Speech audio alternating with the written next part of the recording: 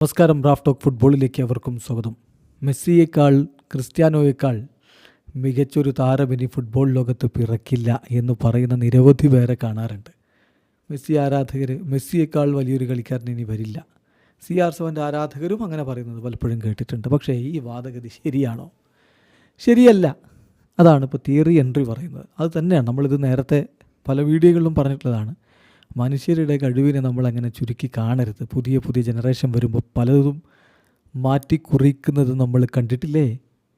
100 metre 10 സെക്കൻഡിനുള്ളിൽ ഓടുക എന്നുള്ളത് സംഭവ്യമല്ല, മനുഷ്യ സാധ്യമല്ല എന്ന് വിശ്വസിച്ചിരുന്ന ഒരു കാലമില്ലേ? അതൊക്കെ പിന്നീട് വന്ന തലമുറ മാറ്റിക്കുറിച്ച് നമ്മളെ വിസ്മയിപ്പിക്കുന്നത് കണ്ടില്ലേ? യുസൈൻ ബോൾട്ടൊക്കെ നമ്മെ വിസ്മയിപ്പിച്ചവരുടെ കൂട്ടത്തിലാണ്. ഒരു കാലത്ത് സാധ്യമല്ല എന്ന് കരുതിയത് ഒരാൾ മറികടക്കുമ്പോൾ പിന്നാലെ മറ്റുള്ളവരും അത് ചെയ്തു പോകുന്നത് ലോകത്ത് പലപ്പോഴായിട്ട് നമ്മൾ കണ്ടതാ. അത് സ്പോർട്സിൽ മാത്രമല്ല, പലതിലും നമ്മൾ അങ്ങനെ കണ്ടിട്ടുള്ളതാണ്. അപ്പോൾ പിന്നെ വരാനിരിക്കുന്ന തലമുറയെ നമ്മൾ അണ്ടർ എസ്റ്റിമേറ്റ് ചെയ്യേണ്ടതില്ല. അതെ, പെലെ കളിക്കുമ്പോൾ പെലയേക്കാൾ മികച്ചവൻ ഇനി വരാനില്ല എന്ന് കരുതി എത്ര പേരുണ്ടാകും? മറഡോണയുടെ കാര്യത്തിൽ അങ്ങനെ പറഞ്ഞവർ എത്ര പേരുണ്ട്? പിന്നെയല്ലേ മെസ്സി വന്നതും ക്രിസ്ത്യാനോ വന്നതും ഒക്കെ നമ്മൾ കാണുന്നത്. അപ്പോൾ ആ പറയുന്നതിൽ അർത്ഥമില്ല. വരും, മെസ്സിയേക്കാൾ മികച്ചൊരാൾ ഫുട്ബോൾ ലോകത്ത് വരും ഭാവിയിൽ. അതാണ് പ്രകൃതി നിയമം. അത് സംഭവിക്കും. ഇന്നേ വരെ അങ്ങനെയാണ് സംഭവിച്ചിട്ടുള്ളൂ. അത് തന്നെ തുടരും. ഇപ്പോൾ അത് തന്നെ ഹെൻറിയും പറയുന്നു, തിയറി ഹെൻറിയും പറയുന്നു. മെസ്സിയേക്കാൾ ക്രിസ്ത്യാനോയേക്കാൾ മികച്ചവൻ വരില്ല എന്ന് കരുതി നിന്നപ്പോഴല്ലേ ലാമിൻ യമാൽ വന്നിരിക്കുന്നത്. വേണ്ട, യമാൽ മാത്രമല്ലെന്നേ, അർജൻറ്റീനയിലുണ്ട് ഒരു വണ്ടർ കിഡ്. അവൻ്റെ കളി നിങ്ങൾ കണ്ടില്ലേ എന്നും തിയറി ഹെൻറി ചോദിക്കുന്നുണ്ട്.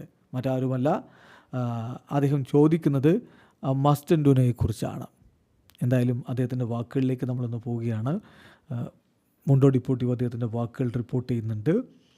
അദ്ദേഹം പറയുന്നു, തീർച്ചയായിട്ടും something that surprise me about the world of football. എല്ലായ്പ്പോഴും നമ്മൾ വിചാരിക്കുന്നതിനപ്പുറത്തേക്ക് കാര്യങ്ങൾ വളർന്നു വരുമെന്നുള്ളതാണ്. പലപ്പോഴും പറയും മെസ്സിയേക്കാൾ അല്ലെങ്കിൽ ക്രിസ്ത്യാനോയേക്കാൾ ബെറ്ററായ ഒരു കളിക്കാരൻ ഇനി വരില്ല എന്ന്.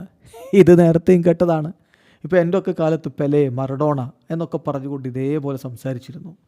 ഞാൻ അവരെക്കുറിച്ച് സംസാരിച്ചിട്ടുണ്ട്. പക്ഷേ സിദാൻ, അതുപോലെയുള്ള താരങ്ങൾ, അങ്ങനെ എത്ര പേര് വന്നു. പക്ഷേ ലാമിൻ യമാൽ അപ്പിയേഴ്സ്.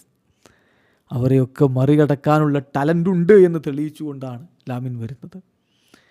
അതുപോലെ തന്നെ അർജൻറ്റീനയിൽ നിന്നൊരു കിഡ് ഫ്രാങ്കോ മസ്റ്റൻഡോനോയുടെ കാര്യത്തിൽ റിവർ പ്ലേറ്റിന് വേണ്ടി അവൻ സൂപ്പർ ക്ലാസിക്കോയിൽ ഒരു ഗ്രേറ്റ് ഫ്രീ കിക്ക് ഗോൾ അടിക്കുന്നത് നിങ്ങൾ കണ്ടില്ല. അവൻ്റെ ടാലൻ്റ് അതിൽ വ്യക്തമാണ്. അപ്പോൾ അതുകൊണ്ടാണ് ഞാൻ പറയുന്നത്, നമ്മൾ ഒരിക്കലും പറയാൻ പാടില്ല ഇനി ഇയാളേക്കാൾ മികച്ചൊരു താരം വരില്ലെന്ന്. അത് നമ്മൾ അടുത്ത ജനറേഷനെ താഴ്ത്തി കാണിക്കുന്നതിന് തുല്യമാണ്, അണ്ടർ എസ്റ്റിമേറ്റ് ചെയ്യുന്നതിന് തുല്യമാണ്. ഇതുകൊണ്ടാണ് ഫുട്ബോൾ വളരെ വണ്ടർഫുള്ളാണ്, അമേസിംഗ് ആണ് എന്ന് പറയുന്നത്. ഇതിനേക്കാൾ മികച്ചത് പിന്നാലെ വരും. ഇതാണ് ഹെൻറി പറയുന്നത്. നിങ്ങൾക്ക് ഇക്കാര്യത്തിൽ വ്യത്യസ്തമായുള്ള അഭിപ്രായങ്ങൾ ഉണ്ടാവും. നമ്മുടെ അഭിപ്രായം നമ്മൾ ഓൾറെഡി പറഞ്ഞു കഴിഞ്ഞു. ഇതിനേക്കാൾ മികച്ചത് വരും. അതാണ് പ്രകൃതി നിയമം. എല്ലാ കാര്യത്തിലും അങ്ങനെയാണ് സംഭവിച്ചിട്ടുള്ളത്. അതുകൊണ്ട് മെസ്സിയേക്കാൾ മികച്ചവൻ വരും, ക്രിസ്ത്യാനോയേക്കാൾ മികച്ചവൻ ഭാവിയിൽ വരും. അത് തന്നെയാണ് അതിൻ്റെ രീതി. നിങ്ങളുടെ അഭിപ്രായം കമൻറ്റ് ബോക്സിൽ രേഖപ്പെടുത്തുക. ആരോഗ്യകരമായ ഫുട്ബോൾ ചർച്ചകളുമായി മുന്നോട്ട് പോകാം. വീഡിയോ സാധിക്കുന്ന ഫുട്ബോൾ ലോകത്ത് കൂടുതൽ വിശേഷങ്ങളുമായി റാഫ് ടോക്സിൽ എത്താം.